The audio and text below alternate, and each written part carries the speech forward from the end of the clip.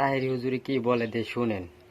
হালাল টাকাটা খান, হালাল ভাবে চলুন, এটি বাস্তবতা। শুনেন তাহেরি হুজুরি কি বলে। এটা কোদাল থেকে একটা বাড়ি কাটতে ভাত খা, নাইলে মোদি মানে তোমার চাকরি কর, নাইলে সিএনজি চালা, নাইলে অটো চালা, চালাইয়া সংসার চালাইয়া আমার হারাম টাকা দিয়া 8 প্রকারের আইটেম দিয়ে ভাত খাওয়ার দরকার নাই। দরকার হয় শুটকি ভর্তা দিয়ে ভাত খাবো, হালাল টাকা দিয়ে খাবো। কথা বলেন, হালাল টাকা দিয়ে খাবো। আর হারামের রক্ত যখন শরীরে ঢুকে যা, হ্যাঁ মুরব্বিরও মানে না, ওলামায়ে কেরামও মানে না। কথা কম ঠিক কিনা? হারাম টাকা যখন আপনি ভিতরে ঢুকবে, মানে আপনার পাওয়ার থাকবে আলবা। মসজিদও দেখেন না, মসজিদের সভাপতি থাকে সুদখুর, সুদখুরের পাওয়ার দেখেন না কি থাকে।